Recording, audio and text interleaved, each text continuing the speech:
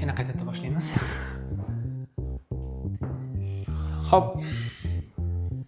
Qomusli darslarimizni 4-epizodiga yetib keldik. O'tgan darsda 3-epizodimizda asosan ikkita g'oya haqida gaplashganmiz va ular premature optimization hamda life history edi. Bugun ham 3-mushketyor Umar, Sanjarbek, Asadulloh. Xo'p, boshlaymiz.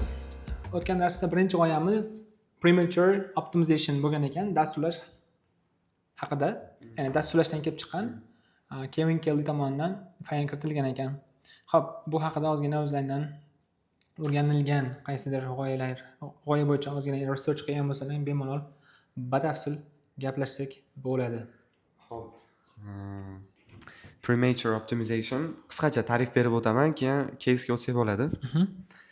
Cho'zilib ketmaydi unchalik. Ya'ni premature optimization soddaroq qilib aytganda, vaqtdan avval optimizatsiya qilish, ya'ni g'oya hali fully to'laqonli ishga tushmasdan bozorda yoki amalda g'oyani o'zi tasdiqlanmasdan turib, o'zaligi ichiga kirib ketish, mayda detallashib ketish, ya'ni xuddiki misol marta A planni qilish kerak, u boshqa planlarga o'tib ketib qolish. Ya'ni asosiy qilinadigan ish qolib ketadi-da, bu detallash boshqa narsalarga haligi premature optimization bo'lib ketadi. Ya'ni hozirgi narsani chetga surish, katta planlar qilib tashlash. Qisqacha ta'rifi shunaqa. Va bunga yaqqol misolga o'taman. Xo'p. Bitta case bu Nokia case. Buni gaplashdik. Sanjarbek aka bilan buni gruppada ham gaplashganmiz. Nokia case bo'yicha misol bo'la oladi. Sababi nimaga deb aytadigan bo'lsangiz, misol Nokia o'zining davrida haligi bir prime telefon bo'lgan-ku, ya'ni knopchli telefonlar bo'yicha ancha pik bo'lgan. Uje sensorli smartfonlar kirib kelayotgan davr bo'lgan. Keyin tabiiyki Nokia ham bozorda bo'ladi. Uje sensorli smartfonlar nima deydi, cho'qqi bo'lsa, bu Nokiadan balandroq cho'qqida turibdi, Nokia pastroq cho'qqida turibdi. Teparoqqa chiqish uchun Nokia risk qilishdan o'zi mana teparoqqa chiqish uchun bitta pastga tushib turib, o'sha risk qilib keyin tepaga ko'tarilishi mumkin edi smartfonlar, lekin unaqa qilmagan Nokia. Shu bilan qolib ketgan. Bir pog'ona pastga tushib risk qilishga qo'rqqan, soddaroq qilib aytganda. Bitta misol bu ham. Shu endi menda bitta case, yana bitta case bor, Segway, keyinchalik to'xtalsak bo'ladi. Aytavering. Segway ham bu nima? Samokat, skuterlar haligi samokat-da, men uchib yuradi, skuter, samokat. Samokat, elektronik samokat bo'lgan, bu haligi tarixdagi eng katta o'sha premature optimizationlardan bitta namunasi bo'lgan ekan. Xullas, Din Kamen ismli bitta odam shu narsani ixtiro qilgan ekan. Shahar haligi katta vadalar, katta kutuv bo'lgan, butun bu shaharda transport haligi tuzilmasini, infratuzilmasini o'zgartirib yuboradi. Kerak bo'lsa avtomobillarni ham o'rnini egallaydi degan narsa bo'lgan. Va hattoki Steve Jobs ham ishongan ekan bu loyihani ko'rsatgan. Qarasa, mashi zo'r degan ekan. Va sodir bo'lgan xato desangiz, ular bu produktini, mahsulotini bozorga chiqarishdan oldin haligi over engineering qilib yuborishgan. Mahsulotini juda murakkab qilib yuborishgan, ya'ni o'ta mukammal qilib olishgan, ya'ni mana shu giroskoplarni ham eng qimmatidan qo'yib, bu xavfsizlikni ham o'zalik harbiy darajadagi xavfsizlik qilib yuborishgan. Keyin balans tizimlarini ham o'ta murakkab qilib yuborishgan. Oqibatda nima bo'lgan desangiz, birinchidan qimmat bo'lgan, $5000 bo'lgan. $5000 bitta mashina bersa kerak nimada, chetda. Ya'ni ham o'ta og'ir bo'lgan, qimmat bo'lgan uning ustiga. Va bo'pti, bu mayda detaldagi muammolar, lekin asosiysi qanaqa muammo desangiz, qattiq yurishi noaniq bo'lgan. Yo'l ichida yursa, piyodalarga xalaqit berardi. Yo'lda bo'lsa, mashina urib ketish xavfi bor edi. Mana shunaqa holat bo'lgan. Ya'ni oldindan aniq bo'lmagan mana shu narsa. Qarang, ya'ni premature optimization yana to'xtalib o'taman. Ya'ni batda oldingali juda ham ko'p planlar qilib tashalgan, lekin bu elementar narsalar, o'zi qattiq yuradi bu narsa. Qimmat emasmi-ki odamlarga degan narsadan ko'ra, matali ichki tuzilmalarni murakkab qilib tashashgan. Mana shu narsa premature optimization bo'lib qolgan. Odamlarga beriladigan qiymatidan ortiqcha, haligi qiymatdan ko'ra produktni zo'r qilib yuborishgan. Produktni zo'r qilib yuborgan, keraksiz joyda. Haligi to'g'ri. Keraksiz narsalarga urg'u berib yuborgan. Endi noto'g'ri vaqtda ham qilingan bo'lishi mumkin. Ha, bo'lishi mumkin. Siz test qilib ko'rishmaganda odamlarga o'zi kerak emasmi? Mana shu yerda nima ishlarda? Bizda Kazdov bor, bilasiz. Customer Development, marketingda ishlaydi. asosan bironta produkt sotmoqchi bo'lsak, produktni ommaga e'lon qilinishligi uchun bizda qilinadigan asosiy shu kazdiv bo'ladi. Kazdivni qachonki qilamiz, undan kelib chiqib turib, odamlarning ehtiyoji, ularda xohlayotgan narsasi produktdan, o'zi nimani xohlaydi asosan o'tiramiz, o'zi qanaqa, og'rig'i nima, bularni aniq qilib olib turib, keyin shu bo'yicha taklif, ya'ni produkt yaratilinadi. Mana shu yerda oqsash bo'lgan bo'lsa kerak deb o'ylayman. Ya'ni produktga juda ham ko'p urg'u berib olingan, odamlar xohlagandan ham ko'proq urg'u berib olingan, natijada ular to'layotgan puldan ko'ra qimmatroq. Ular to'lash kerak bo'lgan maksimum summadan ko'proq olib ketgan bo'ladi va natijada fail bo'lgan bo'lishligi ehtimoli. Burasi 2001-yil voqea ekan. 2001-yilda teng bo'yli $5,000 bu hazilakam pul bo'lmagan. Katta summa bo'lgan produkt uchun. Iqtisodiyot. Beza Sanjarbeyda Avzoga holat deb g'oyasi bo'lsa endi fikrlar bo'lsa o'tgan narsa haqida. Shu premature optimization ozgina to'ldirib ketaman. Shu Nokia, menda ham shu Nokia'ni ko'rib chiqdim o'zi. Adashmasam, nechinchi yilligini bilmayman, lekin o'sha Nokia bozorda zo'r bo'lgan paytida o'sha Apple, Samsung yoki Xiaomi ular kirib kelgan paytida o'sha o'zi Kevin Kelly ham o'sha maqolasida keltirgan ekan. Misol sen o'sha qilyap turgan ishingda yoki oiladagi holatingdami o'sha qaysidir cho'qqidaman deb bilasan. O'sha cho'qqini ya'ni optimizatsiya qilib qo'ymaslik kerak ma'lum bir davrga. Ya'ni faqat shu yerda qolaman, shu yerda bor imkoniyatlarim, ehtiyojlarim qolib ketadi meni shu joyda deb qolmaslik kerak. Nokia shunaqa holatda bo'lgan. Undan ozgina balandroqda o'sha Apple, Samsunglar chiqqan. O'sha aytganingizdek, u o'sha darajaga chiqish uchun u o'sha cho'qqidan pastga tushib, yana qayta chiqish kerak. Bunga yetish uchun noldan boshlash to'g'ri keladi. Ya'ni shu yerda eng muhim joyi noldan boshlash. Ya'ni knopchali telefondan smartfonga misol o'sha kimdir aytib bergan, esimda texnologiya o'sha CEOsini oldiga borib, biz bo'ldi, knopkali telefonni yig'ishtirishimiz kerak, o'sha sensorga o'tishimiz kerak degan ekan. O'sha Nokia'ni texnologiya desam, shunaqa deganda CEOsi qarshilik qilgan. Yo'q, biz bunga o'tmaymiz. U haqiqatan ham o'sha aytgandek optimizatsiya qilib qo'yganda, yo'q bo'ldi, bozorda biz o'sha dominant bo'lib qolaveramiz, bu o'zgarmaydi degan. Lekin o'sha 2 yildan keyin o'sha hamma nimaga o'tib ketgan? Sensor telefonlarga, imkoniyatlariga. Shunaqa uni xatosi o'sha noldan boshlashga qo'rqqanda, nima qilib aytadigan bo'lsa. Mumkinki o'sha bankrot bo'lib ketdi. Bankrot bo'lgan. Research qilmabmanmi? Adashmasam bankrot bo'lgan bo'lish kerak. Hozir chiqarmasa ham kerak. Shunaqa. Menda ham bitta voqea bor. Tugadimi? Boshqami? Xuddi shu Nokia'ga aloqador bo'lgan, bizda ham, menda ham bitta holat bor. Endi bu Blockbuster degan kompaniya. Bu ham gigant kompaniya bo'lgan. Qanaqa desangiz, kasetalar bilan ishlaydigan. Kaseta. Misol uchun o'sha paytdagi video prokat giganti bo'lgan ekan. Ya'ni qanaqa oldin bilsalaring, hozir Netflixni o'ylanglar, qanaqa katta kompaniya.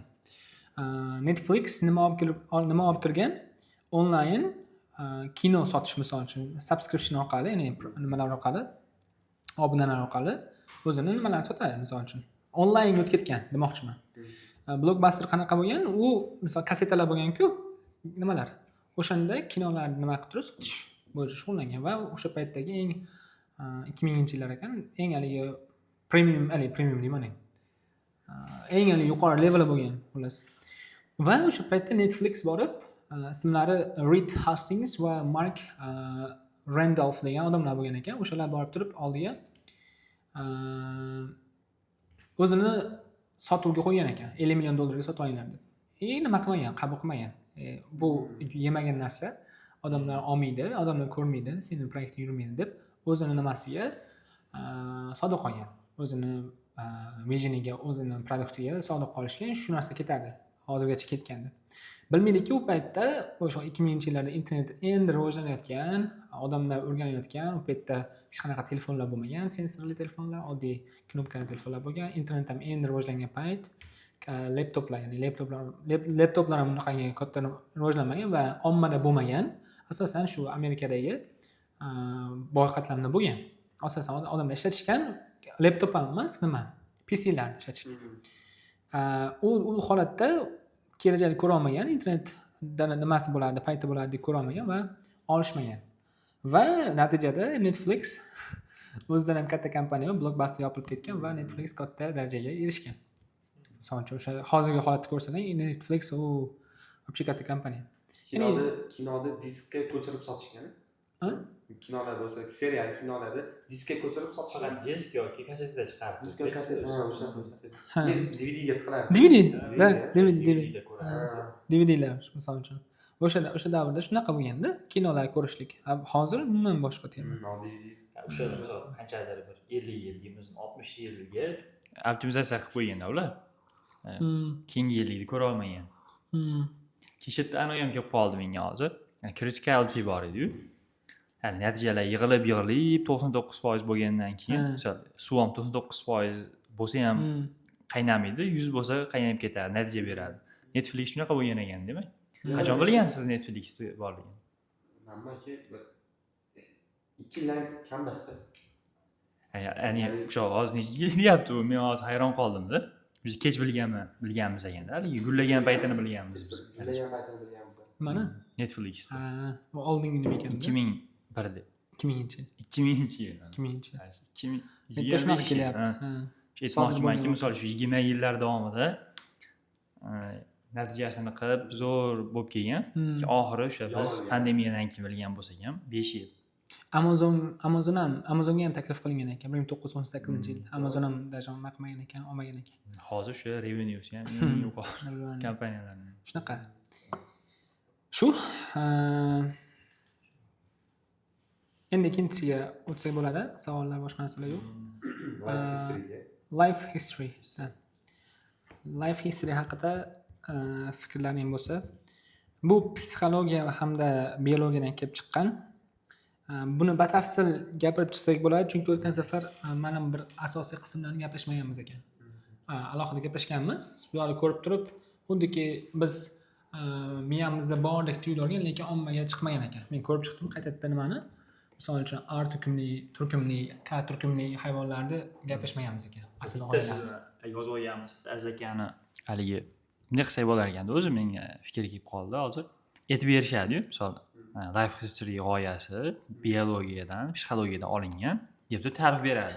Biz shu ta'rifni o'qib turib, har doim shunaqa beramiz. O'sha o'qib turib, o'sha bo'yicha sharhlab yoki o'zimizdagi bordan qo'shib ketsak bo'ladi. Bitta kamchilik bo'lyapti bizda. Ustoz aytgan gaplarini xuddi o'zimiz bilyapmiz-ku. Misol bilamiz, siz ham bilasiz, men ham bilaman. Shunaqa deb turib o'zimiznikini faqat beryapmiz fikrlarni. Ustoznikini ham aytib ketsak bo'lar ekan. Ustoz shunaqa fikrlarni berib ketdi.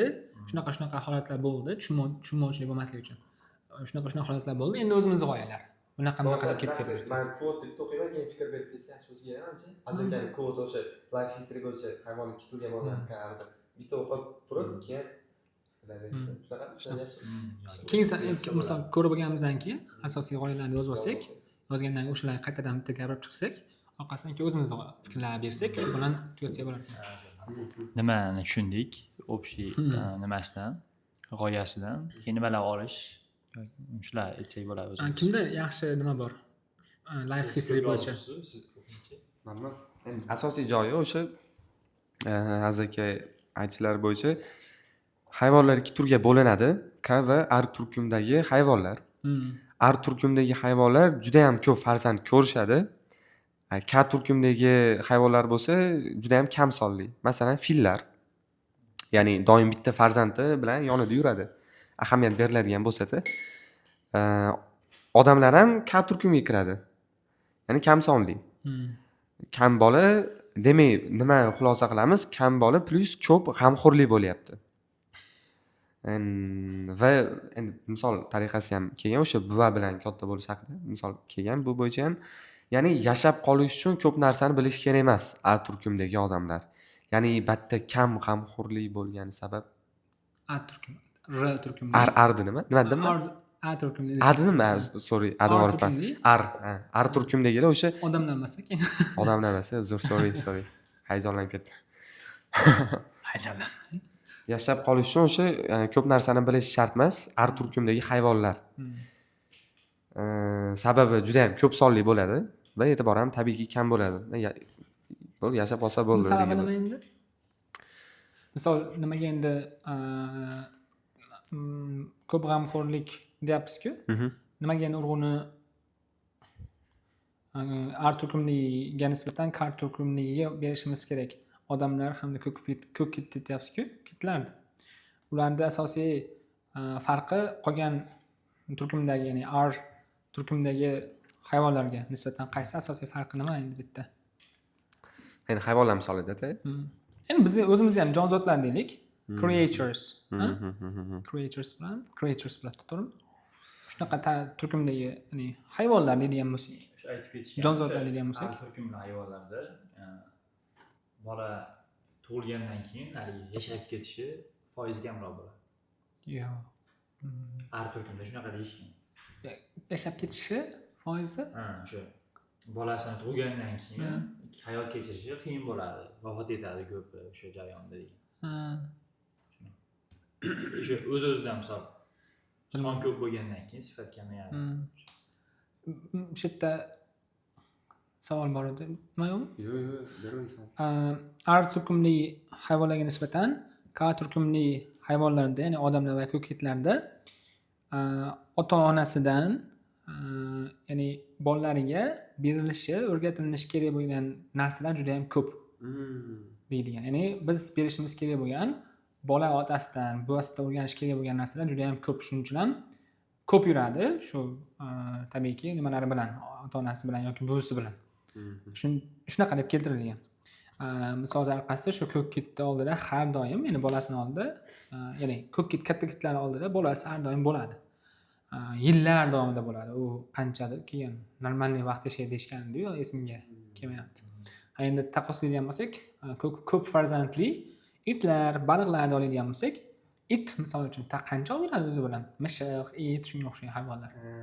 Qancha o'zi bilan olib yuradi?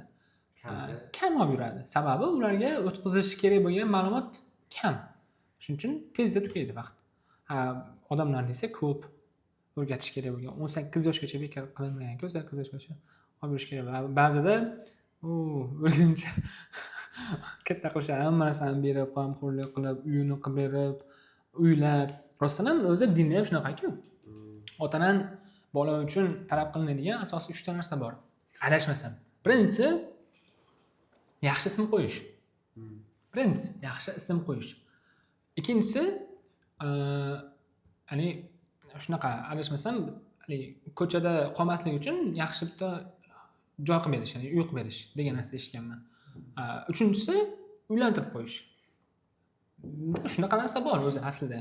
Shu uchalasini qilsa, vazifasi tugaydi otani, masalan, ota-onani vazifasi tugaydi. Otadek keltiriladi asosan. Bu bekor emasda. Tabiiyki bola eplolmaydi o'sha darajaga yetgancha. O'zi tabiiyki qaraydigan bo'lsangiz, oddiy bola u katta bo'lguncha ota-ona parvarishda bo'lishlik kerak. Ya'ni 18 yilmi, 20 yilmi, ba'zida 25 yil bo'ladi. Ba'zilar bor o'zim taniydigan, aqli endi kiryapti. Yoshi 30 ga yaqin. O'zi hayotda nima deydi? Nima desam bo'ladi.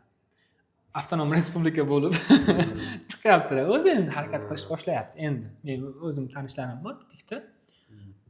Ba'zilar taniyman 15-16 yoshdan chiqib bo'lgan o'zi. Independent bo'lib, alohida bo'lib turib, ota-onasi nimasidan chiqib bo'lgan. Ya'ni nabrot pul olib kiradi, nabrot mas'uliyatni yelkasiga olib turib shunaqa qilishadi. Shu holatda yutib ketadi. O'sha mas'uliyati ko'p bolalar. Endi nimaga unaqa desiz, ularga mas'uliyat yoshligidan tushgan ko'proq. Savol tug'iladi, nimaga endi o'gay bolalar, o'sha otasiz qolgan bolalar tezroq katta bo'ladi, tezroq hayotga tayyor bo'ladi. Chunki shu yoshligidan o'zini mas'uliyatni olishadi. Yoshligida otasi yo'q bo'lgan bo'lsa, mas'uliyatni yelkasiga oladi. Men hayotda endi oila boquvchisiman deydi. Men ota-onamga qarashim kerak deydi. Men singillarimga, ukalarimga men nimaman deydi. Ota o'rnidaman deydi va natijada shunaqa bekarchi ishlardan qochib realniy ishlar qilishadi. Shunaqa. O'shuning uchun ham ko'p bilsalaring nimalarimiz, ajdodlarimizni eng bilimdon nimalari hammasi yoshligida nima bo'ladi? O'gay qoladi. Otasidan ayriladi. Nechtasini keltirsizlar, men keltirmayman. Buxoriy ham shunaqa bo'lgan. endi oxirida aytmoqchiman, aytib qo'yasiz. Buxoriy ham shunaqa bo'lgan. O'sha bilsang kerak, juda ham katta tarixi bor-ku, yoshligida o'tib qoladi. Payg'ambarimiz u faqat nima emas, onasidan ham ayrilgan hattoki. Onasiz ham katta bo'lgan. Onasini qayerda yo'qotadi, necha yoshda? Yosh esimda yo'q-ku. Nimadek unaqaga Makkaga ketishayotganda yo'lda vafot etadi onasi. Eslayman. Keyin dadasi, onasi homiladorlik paytida shu safarga ketayotganda Shomga o'shanda vafot etadi. Abdulloh otalar. Shunaqa. Endi hammasi shundan kelib chiqadi demoqchiman. Endi mas'uliyat katta bo'lgan yoshlar tepa nimasiga. Shunaqa xullas. Cho'zilib ketib qoldi gapim. Endi sizlarda yana qanaqa fikrlar bor? Yo'q. Biz asosiy nimani gaplashdik? Nimaga kerakligini ham gaplashdik. O'sha asosiy farqlarni tushuntirib. Shu asosiy g'oyani nimasini, asl maqsadini tushuntirib berdi. Keyin o'sha nima olishimiz kerak degan joyiga ko'proq shu maslahat olish, keyin qaysi yo'lni tanlashda ko'proq shu bobo yoki buvlarimizdan maslahat olishimiz kerak. Ya'ni yillar davomida o'zgarmaydigan nimalarni, joylarni. Shu yerda zo'r nima kelib qoldi. Hozir o'gay qoladi dedim-ku. Shu payg'ambarimiz ham masalan amakisini qo'lida katta bo'ladi-yu. Abu Tolibda. Abu Tolib ham endi o'sha bobosidek bo'ladi-da. Amakilari bilan, lekin bobo o'rnida bo'ladi. Ko'p ma'lumotni unga berishadi. Katta qiladi-ku. Ya'ni o'sha bobo buvini bo'yindagi mas'uliyat o'sha farzandiga birinchi navbatda, keyin nevara chevaralariga wisdom tashlab ketish. Shu. O'zi nimada hayot qiziga ham qolmaydi-da. 60 yoshdan keyin, 60 yoshdan keyin boshlanadi, nima qilindi-ku, gapiriladi-ku. 60 yoshdan keyin o'zi jamiyatga foydasi qanday tegadi? 60 yoshgacha endi harakat qildi, jamiyatga foydasi edi, ishlardi, davlatga foyda keltirdi, ummatga qandaydir yordam bergan bo'lishi mumkin, ota farzandlarini katta qildi, uyli joyli qildi. Keyin nima qiladi? Prosta yuravermaydi-ku, to'g'rimi? Nimadir qilishlik kerak. O'shanda eng foydali ishi nevara tarbiyasi, ularga wisdom o'tkazish ekan. Shunaqa. Umar, kim qoldingiz? O'ziga. Keyin o'sha maslahatlar so'rasak bo'ladi. Faqat bitta istisno holati texnologiya doimiy o'zgarib turadi. Mana shu istisno holati bor. Lekin ularning eng katta wisdom bu o'sha hayotiy tajriba aytib o'tganimizdek. Keyin bitta qo'shimcha narsa nutq olgan ekanman, rosa yoqqanida shu gap. Misol miyamizdagi neyronlar ma'lum bir narsaga moslashadi-yu, xotiralarimizni eslab qolishi. Misol uchun hozir biz kitobdagi, misol Aziz aka o'zi ham aytdi, kitob mualliflarini esimdan chiqarib qo'yaman deb. Misol o'sha narsa bo'lsa, ota-bobolarimiz paytida misol demak hozir mualliflar kitob mualliflikdan chiqib qolayotgan bo'lsa, ularda misol kutubxonaga borganda ism va raqamini aytish kerak bo'lgan kitob olayotgan paytida. Mana shu narsa ham demak o'sha misol miyamizda neyronlar ma'lum bir narsaga moslashadi. O'sha holatga misol qancha osonlik bo'lgani sari shuncha haligi muhimligi tushib ketadi. Keyin unchalik eslashga ham ehtiyoj bo'lmaydi. Misol raqamlar oldin yozib olishgan, hozir telefon bilan tap yozib olamiz. Esimizda kamroq qoladi. Mualliflar ham Google appda po'yib bersa chiqadi mualliflar. Misol u ota-bobolarimiz paytida kitob o'qishgan bo'lsa, yodlab olishgan kim yozgan kitobini, sababatda Google yo'q, qayerdan ko'rish kerak, kitobni borib ochib ko'rish kerak. Yana mana shunday holat. Bu ham bitta qo'shimcha fikr. Asli qayerdan kelib chiqdi desak, haligi yoshlarni bizdan texnologiyadan ustun jihati nimaga deganda, ular shu nima bilan, rivojlanish bilan katta bo'lishadi. Ko'zini ochganda ularda o'zi borda fikrlaydi. Misol, hozir tug'ilgan bola, misol bu yil yoki o'tgan yil tug'ilgan bola 2 yosh 3 yosh bo'lyapti, miyasi anglashni boshlayapti. Demak, atrofida bo'layotgan voqealar nima? AI deyilyapti, to'g'rimi? Demak, u AI rivojlanib bo'lgan davrda katta bo'ladi. To'g'rimi? Ya'ni o'zi tug'iladi-yu, AI bor ekan, tabiiyki bor ekan deb qabul qiladi AIni. Biz nima qilganmiz? Uni ko'rganmiz. Misol, qanaqa rivojlangan, undan oldingi davrda ko'rganmiz. Undan oldingi davrda ko'rganmiz, xohlasak ham ularni qabul olmaymiz. Ular shunaqa deb o'sadi. O'sha miyasidagi neyronlar shunga qarab moslashadi deyilgandi. Ya'ni aytmoqchimanki, biz xohlasak ham yoshlarchalik hozirgi holatimizda ham tez o'rgana olmaymiz yangi chiqayotgan texnologiyani. Bu tabiiy demoqchiman shu narsa. shunaqa. Misol uchun shu yerda shukur uni gapirsam suyib ketib qoladi-yu. Men gapirib ketaman. Misol shukur qilishni unutib qo'yamiz ba'zida. Aslida Alloh taolo yaratgan narsalarni e'tibor bermaymiz, ko'rmaymiz, hisobga olmaymiz degan narsalar bo'ladiki, atrofimizdagi juda ko'p narsa shunchaki ne'mat sifatida berilgan degan narsa. Nimaga? Chunki biz tug'ildik-ku, ko'ryapmiz, shu narsalar yaratilgan, prosta bor ekan deb tug'ilganmiz-da. Prosta bor ekan deb. Misol yoshlikdagi SSR paytidagi tug'ilgan chaqaloq misol uchun katta bo'layotganida yo'qchilikni ko'radi, yo'q ekan deb biladi. Shunaqa u katta bo'ladi. Katta bo'lgandan keyin mustaqillikka erishganimizdan keyin sal to'qchilik bo'ldi. To'qchilik bo'lgandan keyin uni qadriga yetadi. Bizda yo'qchilik bilan tug'ilmaganmiz. Shuning uchun ko'p narsaga e'tibor bermaymiz, davlatga yomonlab yuraveramiz.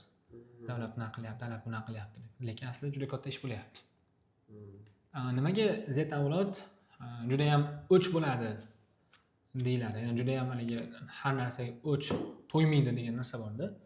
Nimaga shunaqa savol desa, chunki ular yoshlikdan bir nimaga kam bo'lib katta bo'lgan deyiladi. O'sha 2000-yillardan keyin, shu Z avlod tugagan qadar 2009-2008-yilga qadar yoshlar to'ymaydi, nima bo'lsa ham to'ymaydi deydi. Nimaga? Chunki yoshlikda to'ymasdan katta bo'lgan.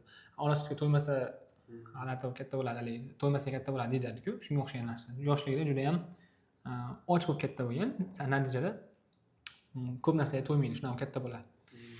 Sababi shu, yoshlikda haligi och bo'lib katta bo'lgan. Shunaqa. Ba'zida aytadi-ku, haligi kalbasa qancha yeganim bilan baribir nima bo'lmaydi, to'ymayman. O'tmishdagisi boshqa edi baribir deyishadi-yu. Chunki o'tmishda kam bo'lgan va qadrli bo'lgan. Hozirda ko'p qadrsiz. Boshlaymiz.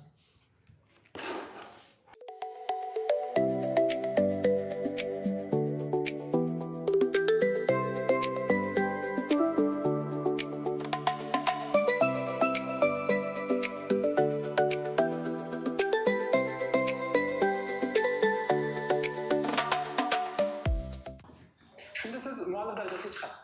Maqsad ham shu o'zi. Muallif arqon tashlayapti, siz chiqishingiz kerak. Chiqasiz, keyin lekin o'sha muallifning anaqasini olasiz, urug'iga chiqib qo'ygan bo'lasiz. Bu anaqa motivatorlar ham shunaqa deydi, buyuk kitoblarni o'qishda. Bir marta o'qiysan, ikki marta o'qiysan, uch marta o'qiysan. Birinchi marta o'qishda maqsad tanishish, ikkinchi marta o'qiganda maqsad tushunish, uchinchida savol javob. Muallif bilan savol javob qilish uchun muallif darajasida bo'lish kerak. Ya'ni tasavvur qil, Aristotel o'qisangiz savol javob qilsangiz bilan deydi. İşte dediği gibi bal. Ha yetmesengiz chiqib qoladi. Bitta kitob tanlaylik. Biz ham o'tishni qilib tugatib, cho'tkilar, ikkinchi marta ham o'qib, Men har safar aytaman shu. keyin tugatib, keyin uchinchisida yo o'zimiz deb, katta nima emas. U keyin qilamiz xudo xohlasa. Mana sal yozib olaylik, haligi. Sal nimaga kelib olaylik, epaqaga kelib olaylik, 10 tacha qilib olsam, uni keyin ancha g'oyalarga kelib qolgan bo'ladi-da. G'oyalar o'rganarsan, keyin bu klubda tars gapiraversan. Sizlarga ham yangilik bo'ladi-da. Bu klubda qilgandan keyin erta sen nima qilishing kerak, gapirishing kerak-da. Gapirish uchun qanaqadir senda g'oya shakllanib qolsa, u g'oyalar o'rganib olsang, tiqasizlar keyin. Mana g'oya bor, bu g'oya bor, bu g'oya bor. O'zimiz uchun hozir misol, bu o'zimiz uchun bo'ladi. U tipa jamoaviy. Hozir misol uchramiz nima qilyapmiz, ko'pincha hamma nimasi bir xil. Bitta kitob tanlab turib, yaxshi kitob bo'lsa, uni ommaviy o'zimiz o'qiylik, tushunamiz, keyin o'zlaringiz qanaqa kitob o'qiyotganimizni o'qinglar, bo'lmasa. Xuddi mana shunday tartibda o'qisak, qarang, zo'r bo'ladi-da. Xohlasangiz har nimada shu darsimizda necha betgacha o'qigan bo'lsak, savol javob kelsa bo'ladi hozir. Adden bitta kitob tahlili qilib turib, o'lchagan ham bo'ladi. Uni ham Kitob tahlili. Bitib ko'ramiz. Dialekt ekan o'zi. Hozir ana bu tugadi. Hozir yetti bolalar jarima aytdi, to'g'ri manaqa bo'lmayapti. Bizi ustozim bor, ingliz ustoz. Misol ko'p borib turamiz.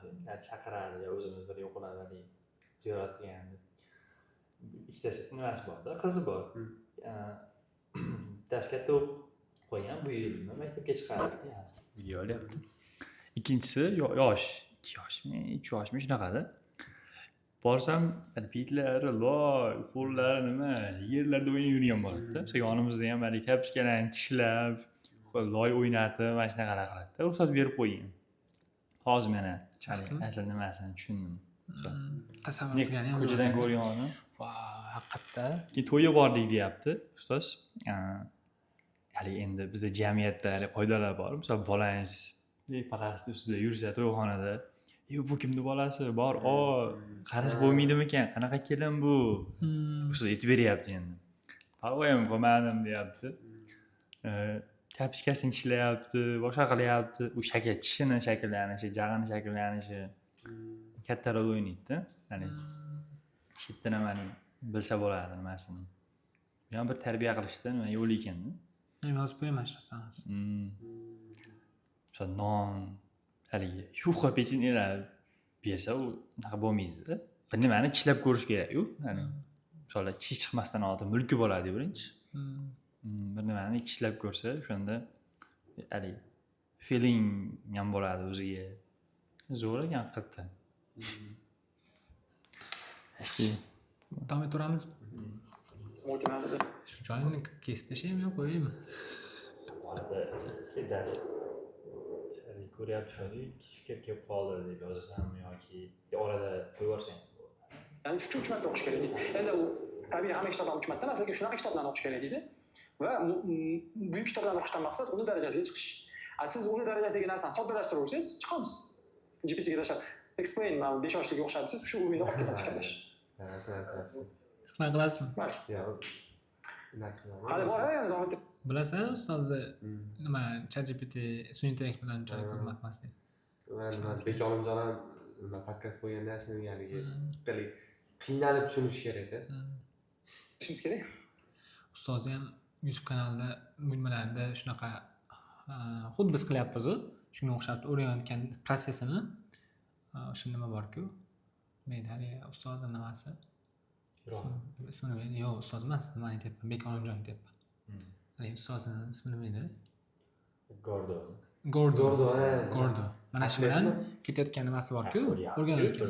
Ko'ryapsan? Hozir nima gapiryapman? Biron savollar yo'qmi? Xo'p. Nima qilayotganimizni tushunasizlar, demak, har bitta sohada foydali g'oyalar bor, zo'r g'oyalar bor. O'shalarni biz olib hayotimizga nima edi? Moslashtirish nima deydi? Adaptatsiya deydi. Adaptatsiya qilamiz.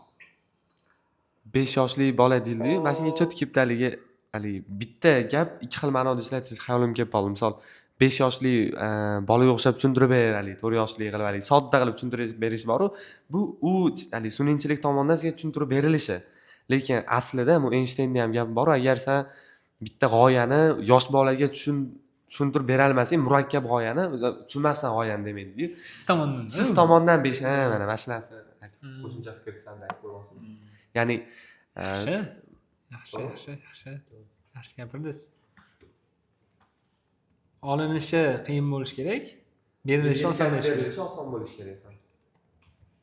Bu bitta g'oya nima chiqdi-yu? Siz xohlayapsiz o'shani nima? Tushunishni oson xohlayapsiz. Bu yerda o'sha embodied thinking keladi. Nimaga desangiz, uni o'rniga qo'yasiz. Siz o'sha tushuntirmoqchi bo'lgan odamingizni o'rniga qo'ysangiz o'zingizni, u ham o'sha xohlab turgan bo'ladi. Oson tushunishini keyin shunaqa tushuntirib berasiz. Shunda o'sha embodied thinkingda eng nima varianti ekanda. Uni o'rniga qo'yib o'ylash. Chunki uni nima xohlab turganini bilasiz, katta Xdan kelib chiqib tushuntirish ham oson bo'ladi.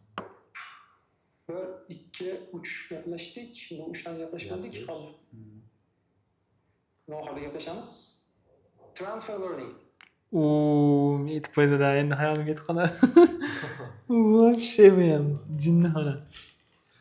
Ketdi. Boshlaymiz undan.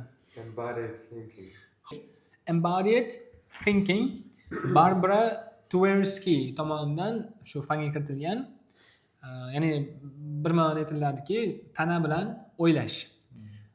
O'zini voqealar markazida tasavvur qilish.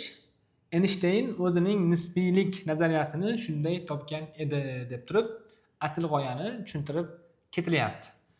Endi bizda ma'lum bir ustoz aytgan tushuntirish g'oyalari bor, tushuntirish yo'llari bor. Buni bafurja do'stlar bilan gaplashib chiqamiz. Keyin o'zimizni fikrlarni o'sha ko'rish davomida, o'rganish davomida hayolimizga kelgan ba'zi bir fikrlar bo'ladi. Hammamizda ularni bafurja gaplashib ketamiz. Iloji boricha sizlarga tushunarliroq qilish maqsadida. Xo'p, unda davom etaveramiz. Ket.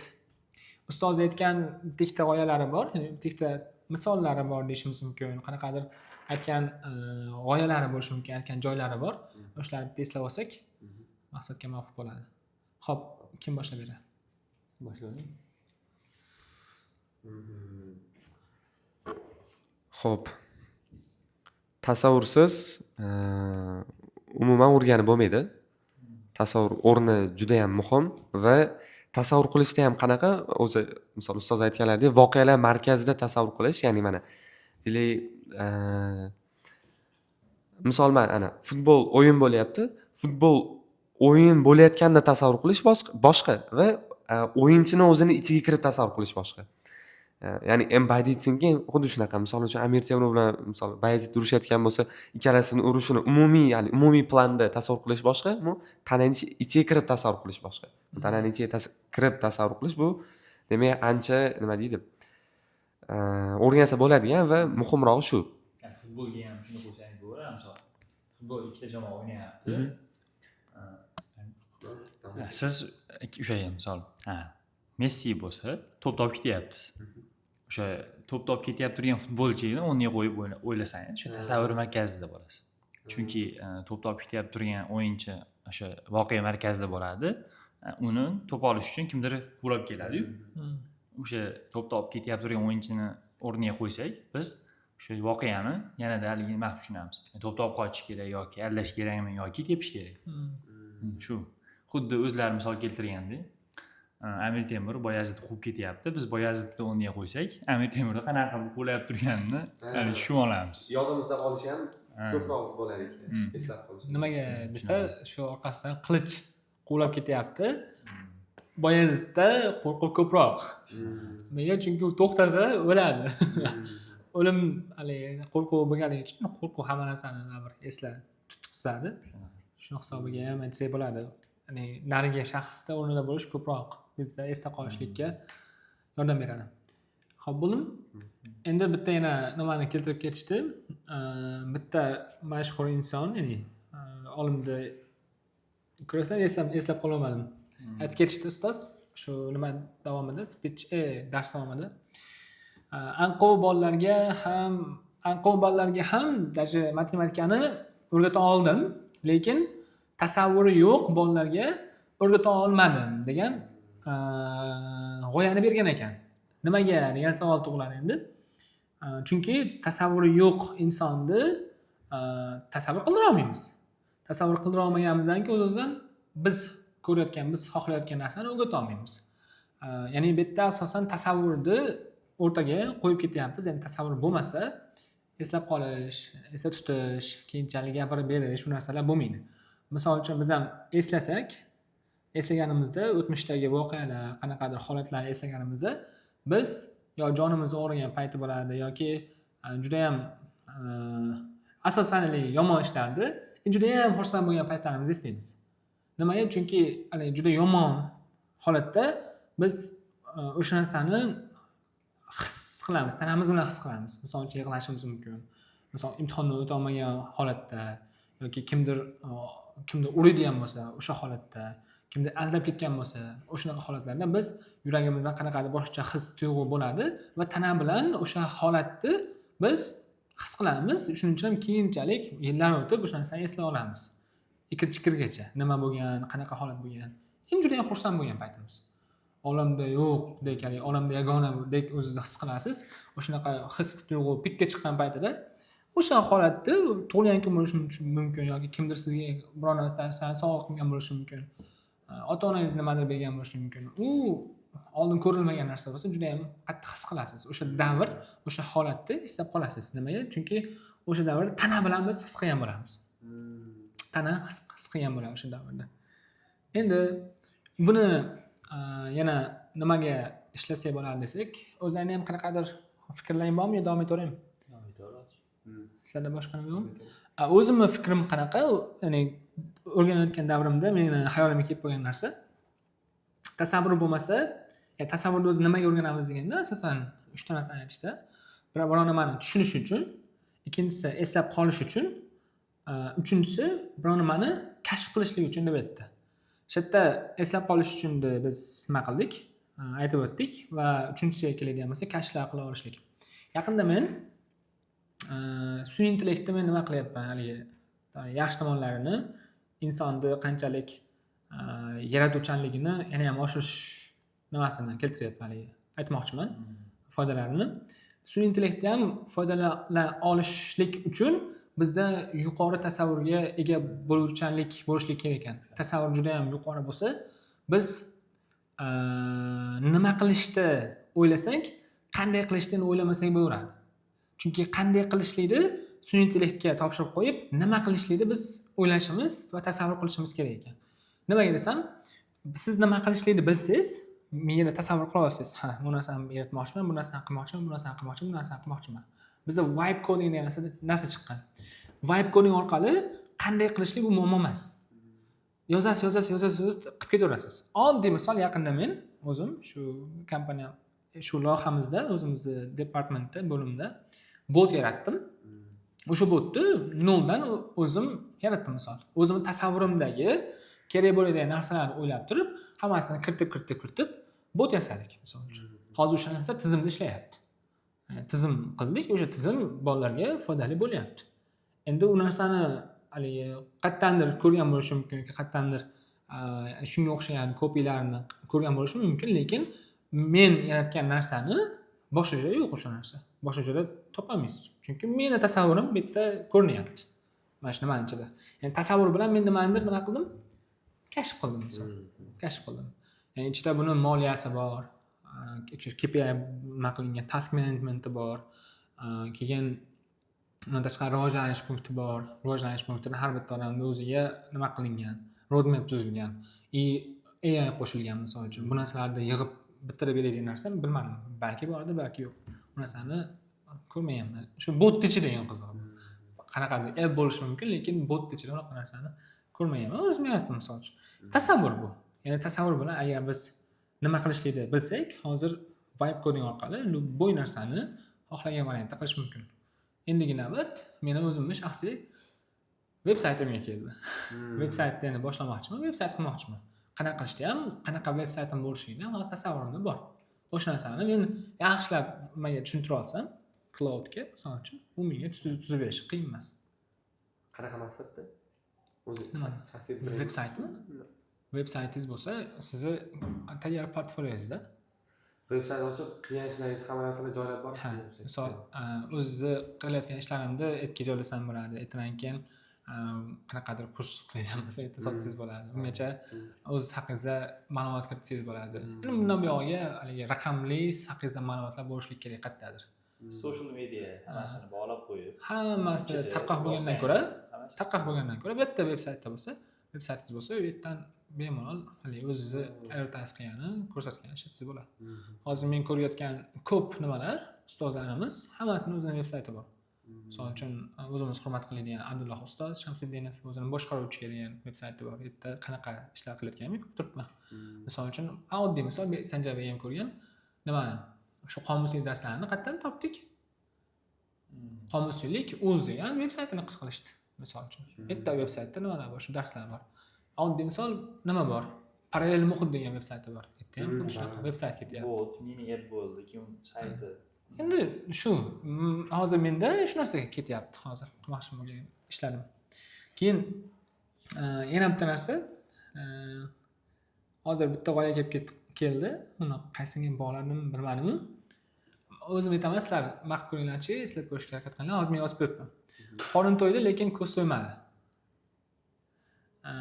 Nafsning qo'zg'oloni agar shukur bo'lmasa hech qachon odamzod to'ymaydi degan narsani yozib qo'yibman. Nima deb bog'ladim bilmadim. Qaysi holatda gapirib ketdi? Shuni yozib ketmayapman. Nimani gapirdi?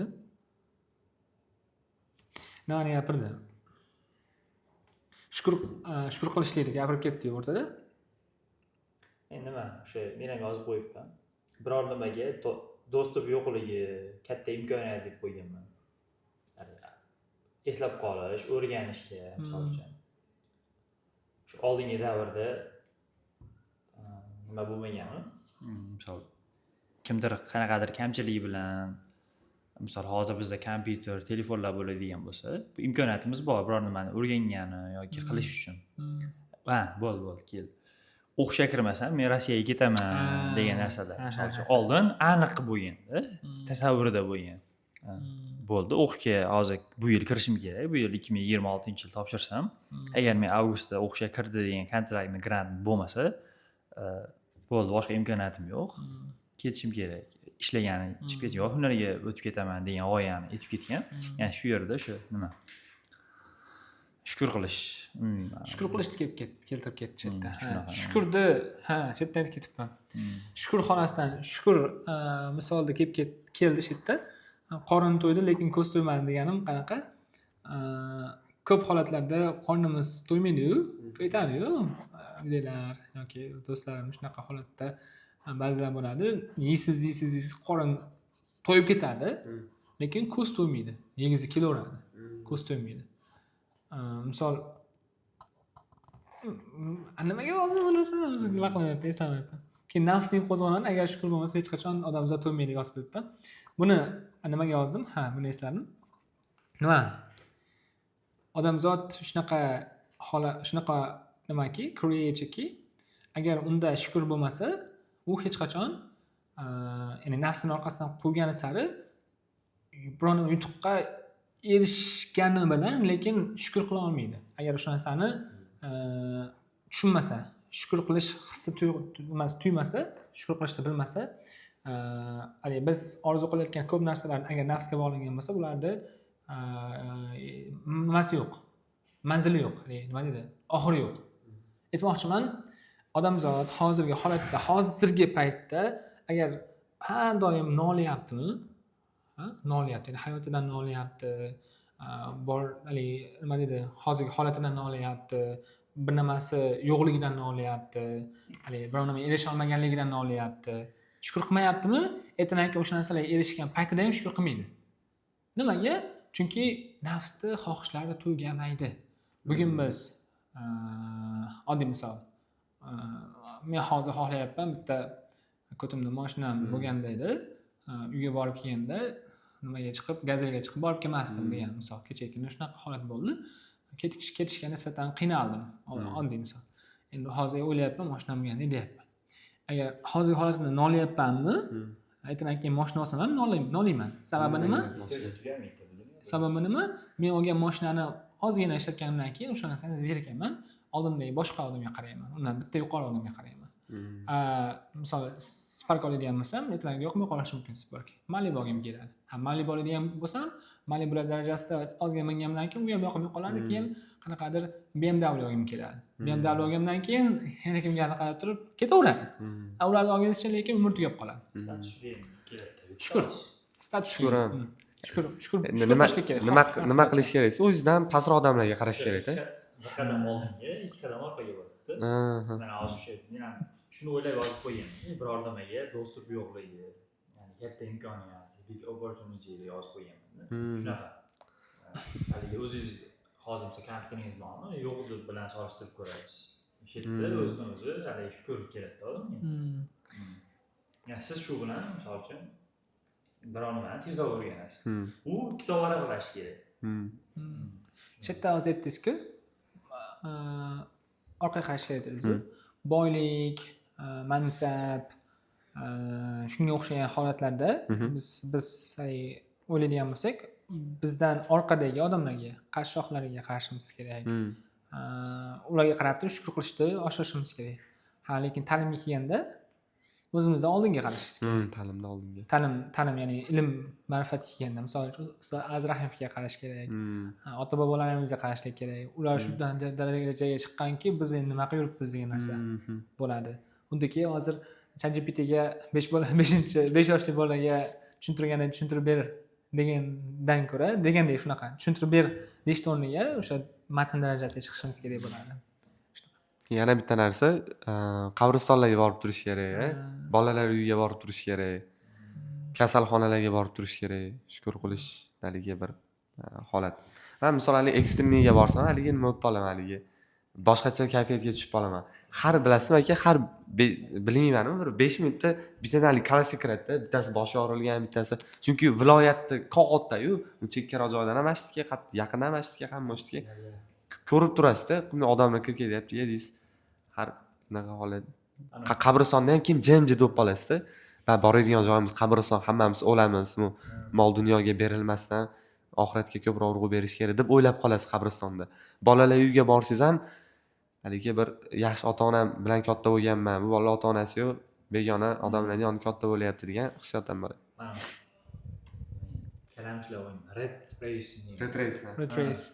Misol o'zi shunaqa hayotda yashaysiz-ku. Yashaymiz, misol hamma narsa fear of missing out keladi bu yerda. Biror nimalarga o'tkazib yuborish, misol bu erishyapti-yu, nimaga men erishmasligim kerak deb unga urasiz, o'zingizni bunga urasiz. Shunaqa joylarga borsangiz, to'xtab chill bo'lib qolasiz. Tushlikka tushmas-ku. Sekinlab qolasizda. Deb o'ylab, ancha o'zini bosar tutsani bilmay qolgan paytda o'shanaqa qilish kerak. Siz aytgan narsalarni qilish kerak. O'shanda odam sal pasayadi, hovuri tushadi. Shu zo'r, hatto. Shu orqaga qarash. Yana bitta nimam qoldi. Shu miyamga kelgan narsa. Kino ko'rishda vaqtga yozib ketibman. Kitob o'qishda aytib ketdik-ku. Nimamda shu bu ham shu tasavvur qilishga bog'liq. Adashmasam 5-6 yil oldin bitta video ko'rganman. Shu videoda shunaqa nima ketgandi. Qarang, men qolgan ekan esimda. Tasavvur bo'yicha aytdi u ham. Aytganki, o'sha videoda ancha yosh edim, adashmasam. Kitob soniga qarab turib tasavvurni rivojlantirishini keltirganda. Misol 10 ta kitob o'qisangiz, undan tasavvur so'rab oling sizlardan. Kinolarda ko'rishda turi bor-ku, kinolarda farqi bo'ladi-yu. Hali 3D mi, shunaqa HDmi, shunaqa nimalar bor-ku. Kачествоlarimi? Sifatlarimi? Kачество, keyin ko'rish nimasi bo'ladi-yu. Janrlarimi? Janr emas. Misol uchun, oddiysiz bitta laptopda ko'rishingiz mumkin. Teatrda ko'rishingiz mumkin. Keyin VR da ko'rishingiz mumkin. Mana shu narsalarda farqi bor-ku. To'g'ri. Misol biz oddiy 10 ta yoki 15 ta kitob o'qiganimizda nimalar esimda yo'q, soni esimda yo'q. Shunaqa kompyuterda ko'rgandek bo'lamiz. Oddiy ko'ramiz. Misol rangsiz, aytaylik, kitob o'qiymiz. 15 ta kitob tugatdik, adabiyot tugatdik. Tasavvurimiz qanaqa bo'ladi? Rangsiz, nima, prosta personajlarning o'zi adam-bag'dan kelyapti. Uni xuddiki o'tmishdagi video kassetalar bor-ku, rangsiz nimalar bo'lgan, kinolar bo'lgan. Mana shunaqada tasavvur qilishimiz mumkin. Xuddi shunaqa tasavvurimiz shunaqa bo'ladi. Bir 50 ta kitob o'qiganimizda hozirgi rangli ko'rishni boshlaymiz voqealarda, holatlar bo'layotganligini, odamlarda ikir-chikirgacha, ya'ni qanaqa holatda bo'layotganligini tasavvur qilishimiz yana ham ortadi. Qanaqa vaziyatlar bo'lyapti, sevgi muhabbat ketadigan bo'lsa, o'zingizni shunaqa kim bilandir moslashtirasiz, solishtirasiz, miyada ketadi. Xuddi shu kinoni kompyuterda yoki boshqada ko'rgandek bo'lasiz. Keyin bir 100 ta, 150 ta, ya'ni ortgani sari oxirgi darajasi, misol 150 ta deylik, 150 ta kitob o'qiganingizda xuddiki shu VR da yoki teatrda ko'rganingizdek, u qanaqa kayf beradi. Misol his qilib o'tirasiz hamma narsani. Xuddiki hozir aytyapmiz-ku, kino ko'ryapmiz. Misol ko'ryapmiz, kecha kuni Zanjabillar bilan shuni ko'rmaylik, nimada IMAXda ko'rgimiz kelyapti, deyapmiz. Adeseda. Nimaga ular deyapmiz? Chunki Rekordlaymi? Ha, rekord. Teatrda olgan. Kinoteatrda olgan. Qaroqchilikda u. Xato narsa piratikada. Prinsipga to'g'ri kelmaydi. Yo'q, to'g'ri tushirish kerak. Bir 2 oyda chiqib qolsa kerak. Kachtingiz demoqchiman. Tekin. Endi tekin ham tekin emas-da. Kimdir yozdi-da, kechagina o'shagina ko'rmadikda. Mirzo Zomoniy mualliflik huquqi o'zlarda bo'ladi-da. O'sha muallif huquqi bo'yicha bizda rasha odatiy hol. Shuni bitta yaqqol nimasi dacha chiqdi-yu. Mana ashunda bilinib qoldi-da. Hammalik bot havolada, bot bo'lib ketdi. Botda kanallarga yozib olib, tekin ko'rib olishyapti. Shu madaniyatni shakllantirish masalasi bor. Hozir qadri yo'q, hech kim pulga sotib kino ko'rmaydi bizda. Qo'ya bo'lnikida toz gapirib qo'y.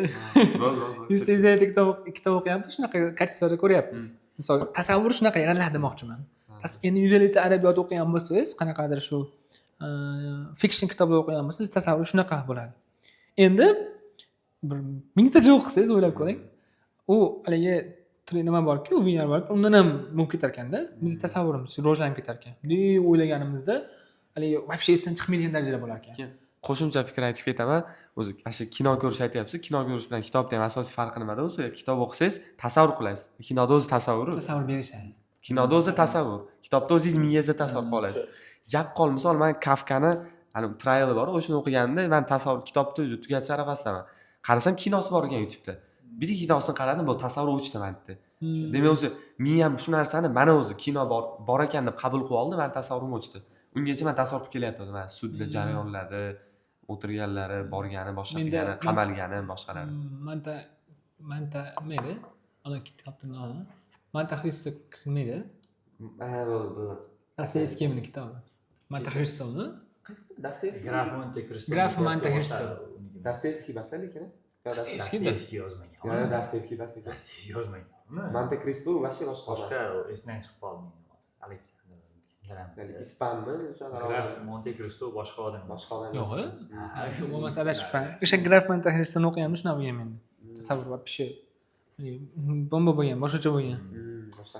Nimada? Hali kino ko'rish osonda. Oson. Bu haligi solishtirish ham nimaroq kitobga lekin. Kitob qiyinda kitob. Qiyin. Boshda varaqlab o'tirish kerak. Boshda qiyin tuyuladi mana shu narsa. Lekin mana bir darajaga kelar aytdim-ku, hozir 1000 tacha shu 500 tacha kitob o'qiydigan bo'lsak, buni kayfini kinoda ham topa olmaymiz ekan-da. Bitta kayfni. U yotib turib, telefonda qo'yib qo'yib turib ko'raverasizda. Hali ortiqcha haligi fizikal harakat qilmaysiz, bo'ldi. Ko'zingiz uyqungiz kelib qolmasa bo'ldi. Lekin kitobda o'tirish kerak. Diqqat bilan o'sha aytgandek bitta so'z tushunmay qolsangiz, uje tasavvur yo'q. Uni nima qilasiz? O'sha aytgandek Google-ga terasiz yoki ChatGPT-ga tashlaysiz. Qanaqa ma'no beradi deysiz. Alloh qana o'xshardi-ku, Google ChatGPT olganda. Misol unaqa emas. U ham bitta narsa pastga yozib qo'yadi, haligi yulduzcha bilan yoki link berib ketadi. Bu juda ham qiynaladi endi. U terminlar ekan, bu Kitobda o'zida bo'lmaydi-da. Kitobda o'zida shunaqa holatlar bor. Misol uchun o'tmishdagi haligi eski turk tilini bilmaymiz-ku. Biz esimizdan chiqib ketgan hozir turk tilidagi kitobni o'qiydigan bo'lsak, tushunmaymiz, darajamiz yetmaydi. Keyin qancha misol Hamsani aytadigan bo'lsak, Alisher Navoiyning kitobi. Hamsani hozir tarjima qilish olmaydi. Haligi to'liq ma'noda, to'liq kачествоda nima qila olmaymiz. Darajasiga chiqa olmaymiz. O'sha narsani tushuna olmaymiz. Ming tarjimasi bo'lgan taqdirda ham. Keyin bitta misol 91-yilda biz mustaqil bo'lganimizdan keyin islom nimasi, bizni darajamiz, O'zbekiston xalqining darajasi juda ham past bo'lgan ekan-da, chunki SSR bilasizlar qanaqa davr bo'lganligini, insonlarni dinini, o'zini, qadriyatlarini juda ham maqtashagan, pastga urib, kачествоmizni, ya'ni biz sifatni pastga tushiraverganda. Endi o'shanda savol bo'lgan ekan, shu nimamizga, shayximizga, odamlar tushunmayapti biz gapirayotgan narsalar, imomlardan bo'lgan ekan. Biz tushunmayapti odamlar, haligi biz berayotgan nimalarni, shu narsalarni osonroq beraylikmikan, deb turib osonroq tushuntirib beraylikmikan deb savolni o'rtaga tashlashgan ekan. O'shani shayximiz aytgan ekanki, yo'q degan ekan. Qanaqa holatda bo'lsa, shunaqa darajada beramiz degan ekan. Xuddi hozirgi matnda darajasi chiqishi kerak deyapti-ku. Agar biz og'izga chaynab beradigan bo'lsak, xalqimiz o'sha darajada qoladi xolos. Rivojlanmaydi. Agar ular darajasiga tushadigan bo'lsak deyapti. Rivojlanmaydi deyapti. Agar biz darajamizda qolib turib shu darajaga ketadigan bo'lsak, xalqimiz o'zi chiqadi degan narsani aytishgan ekan o'sha davrda. Xuddi kitobda, ya'ni buni ChatGPT dan so'rab turib, buni 5 yoshli bolaga tushuntirib ber degandek gapda. Unaqa qilmaslik kerak deyapti-ku, Azrail ham. Hammasi bitta. Ashula, bitta narsa. Shunaqa. Tugadimi fikr? Hammada? Bo'ldi, endi biz endi kerakligini gapirib ketsak. Yani orada chiqib ketib mahv qoldi-yu, umumiy o'sha asl o'zi ham nimaga o'rganganligini aytib berdi-yu. O'rganish uchun ishlataman bu g'oyani. Haqiqatan ham asl negizi shu. O'rganish. O'rganish ishlatamiz. Shu oddiy o'qituvchi bo'ladigan bo'lsak yoki bo'lishsa, matematikadan, ingliz tilidan o'sha o'quvchini darajasiga tushib, nima qilib ko'rish, tushuntirib berish unga. O'sha o'yladim-da, o'sha aytayapti-yu, olma bilan tushuntirish yoki daraxtlar bilan tushuntirish deyapti. Matematika kitoblarida hammasi shunaqa edi-da. Yoshligimizda. Mana menga anglizcha shuni tushuntiradi shogirdlarga. Agar shogirdlar ko'rayotgan bo'lsa, eslasang, prezent continuous qanday tushuntirib berganimni bir eslab ko'rasizlar. Qanday tushuntirardim? Tasavvur qilinglar deyapman. Biz hammasi ko'zimni yuvadi. Ko'z yuminglar deyman, prezent continuous tushuntirishlik uchun. Hozir tashqariga chiqamiz endi. xonadan chiqdilar, tashqariga chiqyapsizlar. Keyin tashqariga chiqqandan keyin orqa eshikdan Registonda orqa eshikdan chiqasizlar yoki old eshikdan chiqasizlar. Chiqib turib, sal pastga tushdilar, zinadan pastga tushdilar. Keyin tushgandan keyin ko'zlaringni yumib turibsizlar. Endi tasavvur qilinglar. O'ng qo'lda bittasi yoniga gaplashib kelyapti, bittasi mashinada minib ketyapti, tepada qushlar uchib ketyapti. Buni pastga qarasangiz ikkita it bir-biri bilan quvishib yuribdi. Siz turibsiz, atrofda nimadirlar davom etyapti. Nimadirlar bo'lyapti. Ya'ni ya'ni gapirayotgan paytida atrofda sodir bo'layotgan ish harakatlarga nisbatan present continuous deyilardi. Qoidasi shunaqa edi. Men shuni tushuntirardim. Yo deshardi. Siz turibsiz, prosta qarab turibsiz deyapman. Hozir atrofda hamma narsa bo'lyapti. Ayni vaqtda shu narsalar tasavvur, ya'ni bo'lyapti degan tushuntirganman. Xuddi shu narsalar sodir bo'lyapti. Shu narsa tasavvur orqali tushuntirardim. Zo'r tushunishardi. Bu вообще esdan chiqmasdi. Present continuous desa haligini desam, ha, so'z deb tushuntirib, tasavvur vashi kuchli narsa. Bitta Tim Donner degan odam ham bor, poliglot odam, 22 tami, 25 tam tilda biladi. Xuddi o'shadan keyin tanisizmi? Shundan tushuntirib, prosta o'shani tushuntirib bergan. Aytgan, misol tasavvur qilib, Loki mnemonik deydi buni, Loki mnemonikasi. Xullas, men tasavvur qilib turib, tasavvur qilmaydi. Tokiodasan, qara, bitta square maydon bor deydi. Chap qarasang skameyka turibdi deydi. Skameykani mana o'zini tilida aytib turib, yaponchada aytadi. Bir balo deydi. Kimlik to'g'ri yursang, fontan turibdi deydi. Fontanni o'zini tilida aytib, keyin yaponchada aytadi. Asham hali so'zlar tez yodlashga yordam beradi deb aytgan. Ya'ni tasavvurda bu ham bitta qudratda, qancha so'z yodlashga ham ta'sir. Zo'r. Shuning uchun til o'rganganda, nimanidir o'rganishda bizda tasavvur kerak ekan. Tasavvuringiz bo'lsa, sizni nima qilishingiz, o'rganish fazingiz yana ham tezlashadi. Tasavvurni kuchaytirishlik uchun ustoz aytib ketdimi? Nima dedi? Eslab qolish uchun. Yo'q, tasavvurni kuchaytirishlik uchun, aytishmadi menimcha. Men eshitganman, nima qilishni, shu kitob o'qish. Kitob o'qish, ya'ni tasavvurni kuchaytirishlik uchun badiiy kitob o'qish. Ya'ni non fiction, fiction kitoblar bor, badiiy kitoblar bor. Badiiy kitoblarni, ya'ni storyga, ya'ni voqealarga asoslangan shunaqa kitoblar bor. Shu kitoblarni ko'proq o'qisak, tasavvurimiz kuchayadi. Keyin yana bizga nega kerak degan joyga yozib ketibman. Bundan tashqari nazariyada bo'lgan ishlarni amaliyotdan o'tkazish uchun aytib ketishdi. Ya'ni men hozirgi hayotimizda o'zi ishlatar ekan ustoz o'zi nimadir biz nazariyamizda bor, lekin amaliyotga o'chira olmayapmiz. Nimanidir biz yaxshi bilamiz, lekin o'sha narsani hayotimizda ko'rmayapmiz. Balki hayotimizda bo'lmagan narsa, ya'ni kunimizda bo'lmagan narsa biz hayotimizda ham bo'lmaydi degan qoidasi bor ustoz o'zini. Ya'ni biz tasavvur qilyapmiz, biz buni 2-3 yildan keyin biz bunaqa mashina olamiz. Unga borishlik uchun men buni ishlar qilishim kerak. Yoki men 1 yil ichida 7 IELTS olaman. 7 IELTS olishlik uchun biz kunimizda o'sha narsani bo'lishlik kerak. O'shanga olib boruvchi qanaqadir yo'l. Ya'ni kuniga 25 ta yoki 20 ta kitob so'z yodlash kerak. Ya'ni amaliyotga ko'chirishlik kerak. O'sha yerda ketyapti, nazariyaga bo'lishlik uchun, nazariyadagi bo'lgan ishlarni amaliyotga o'tkazish uchun ishlatamiz deb ketishdi. Uning uchun tasavvurdan foydalanaman dedi. Tasavvurdan qanaqa foydalandi? Ertalab turib, bir o'zim tasavvur qilaman. Bugun 25 ta kitob o'qishim kerak. So'z yodlashim kerak. Yoki qanaqadir gunoh ish qo'yapmiz. Misol hammani hayotda bo'ladi, mening hayotimda ham bor. O'sha narsani qilmasligim kerak. Mana shu narsani yozib qo'ydim. Qilmasligim kerak. Yoki qilishimiz kerak bo'lgan ishlar bu. Qilishim kerak deb ertalab turganda, miya sveji bo'lganda, telefonga yopishmasdan shu narsani qilish kerak ekan. Hozir menga shu yangilik bo'ldi. Amaliyotga qilishga harakat qilamiz ertadan, xudo xolasa. Keyin bola yoshligida qora non yeyish kerak degan narsani aytib ketibmiz. Buni gaplashdingmi? Shu boshida aytdimmi? Boshida aytdingmi? Orada gapirdingmi? Aytib ketdi-ya. Ha, bo'ldi eslan. Keyin olinishi qiyin bo'lishi kerak, berilishi oson. Olinishi qiyin bo'lishi kerak, berilishi oson. Buni qaysi voqeaga nima qilishdi? Bu hamma narsani soddalashtirishdan qochish.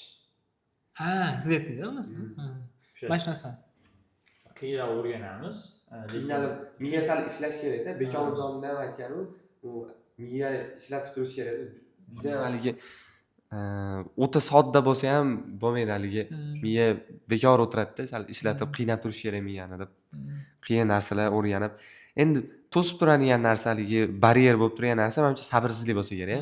Masalan, nima qilaman hozir Toqatsizlik. shunchalik maqolalar o'qib, kitob o'qib boshqa qilib, ChatGPT turibdi, bitta so'rasam, haligi go'shtini chiqarib beradi deb. Natijaga nimada qarishlikni tezroq erishish nimasi. Bitta hayotiy misol ham bor keyin bitta bola bilan gaplashgan edim. Kutubxona tarafda kitoblarda aytyapti, nima qilar ekan u, mana bitta kitob bo'lsa, badiiy kitob, hammasi badiiy kitob, mashhur badiiy kitoblar bo'lsa,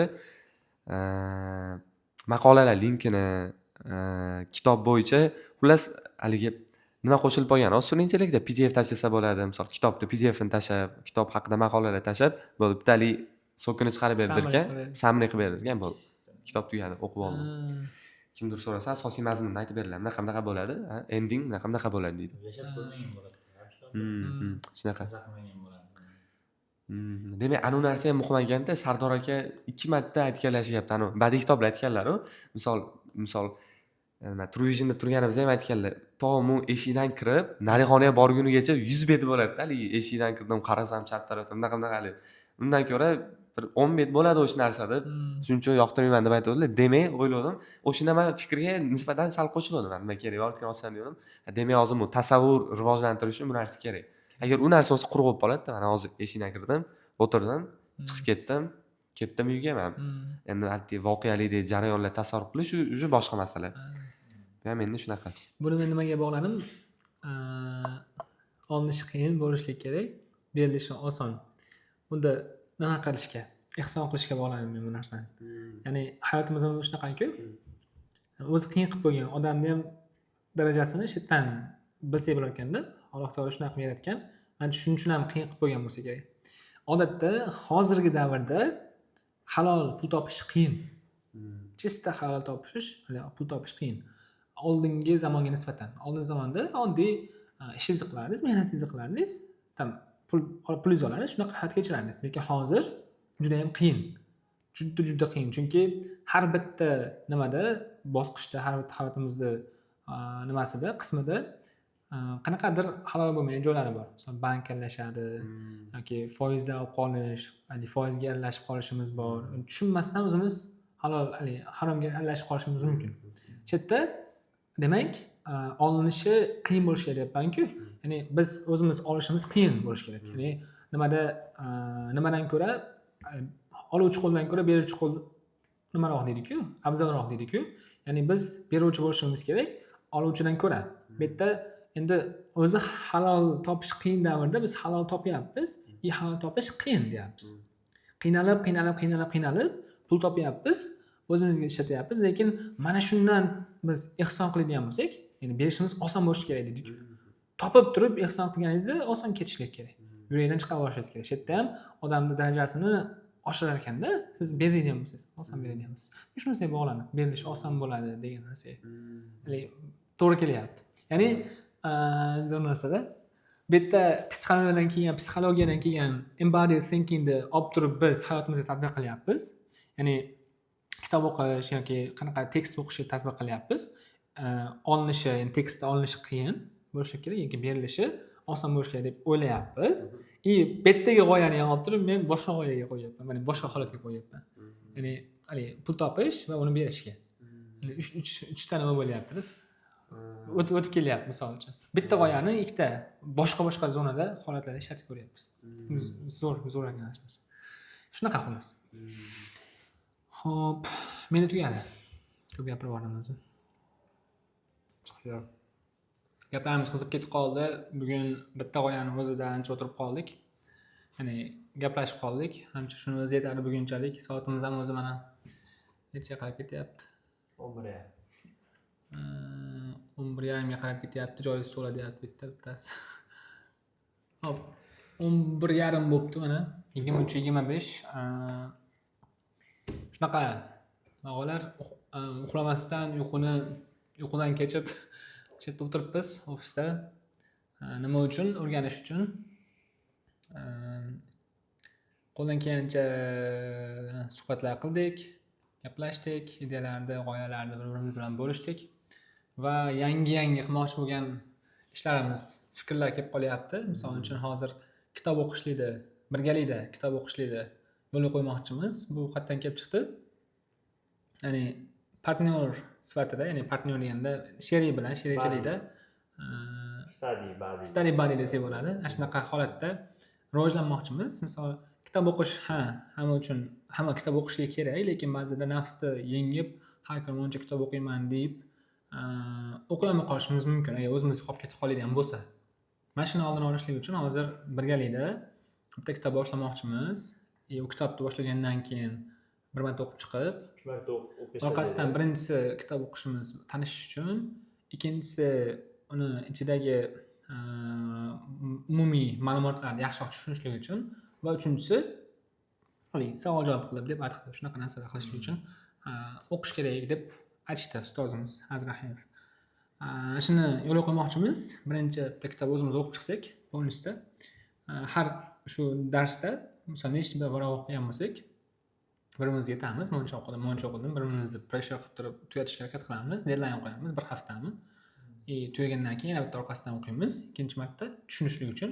Unda ham xuddi shu holat ketadi. Davay, o'qi. Oxirida keyin qanaqa savollaringiz bo'lsa, bir-birimizga berib turib, buni yana bitta batafsil gaplashib chiqsak bo'ladi. O'rganib, research qanaqa kitob o'qish kerak bo'yicha qilsak bo'ladi keyin. Qanaqa savol berish bir-birimizga.